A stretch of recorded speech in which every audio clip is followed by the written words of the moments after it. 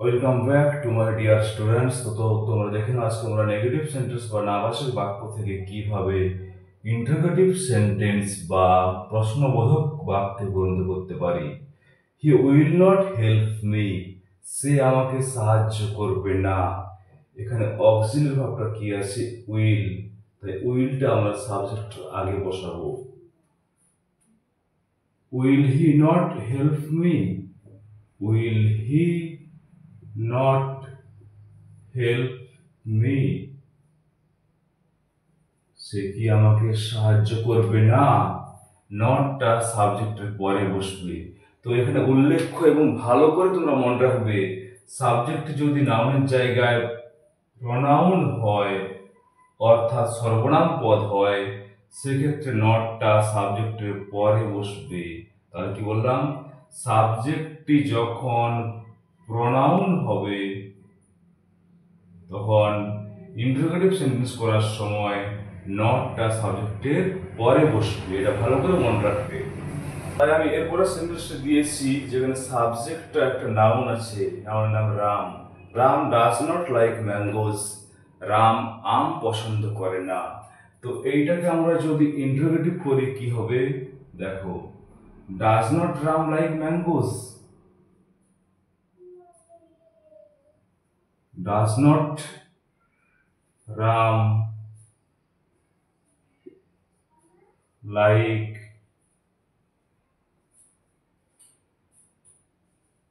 Mangoes, Ram কি আম পছন্দ করে না।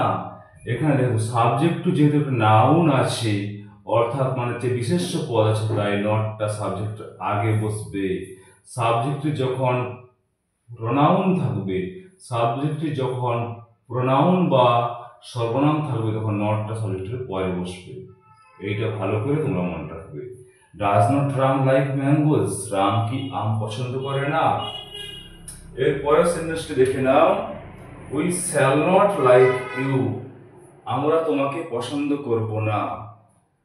উইটা একটা কি? উইটা একটা সর্বনাম বা প্রোনাউন, তাই কি হবে? Shall we not like you, আমরা কি তোমাকে পছন্দ করব না। Shall we not like you, আমরা কি তোমাকে পছন্দ করব না। যদি উইটা একটা প্রোনাউন তাই এর পরে নটটা বসছে। এটা ভালো করে মনে রাখবে। এর পরের সেন্টেন্সটা দেখে নাও, it was raining, it was not raining yesterday, আগামীকাল বৃষ্টি হচ্ছিল না। এটা বলতো আগে তোমরা কোন টেন্সের বাক্য? এটা হচ্ছে পাস্ট কন্টিনিউয়াস টেন্সের বাক্য। সাবজেক্টের পরে ওয়াজ বা ওয়্যার আছে, মেন ভার্বের সঙ্গে আইএনজি যোগ রয়েছে অর্থাৎ মেন ভার্বের প্রেজেন্ট পার্টিসিপল ফর্ম। তাহলে কি হবে না, ওয়াজটা সাবজেক্ট আগে বসবে। ওয়াজ ইট not raining yesterday, was it not raining yesterday, গতকাল কি বৃষ্টি হচ্ছিল না। was it not raining yesterday, গতকাল কি বৃষ্টি হচ্ছিল না। যেহেতু ইটটা একটা প্রোনাউন তাই নটটা ইটের পরে বসছে। তাহলে এখানে অক্সিলারি ভার্ব কি আছে? Will.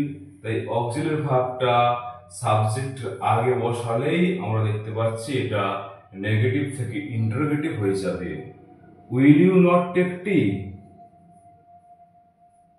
Will you not take tea, টেকটা এখানে মেন ভার্ব। টেক টি, তোমরা কি চা পান করবে না। যেহেতু ইউটা একটা প্রোনাউন তাই নটটা ইউ এর পরে বসছে।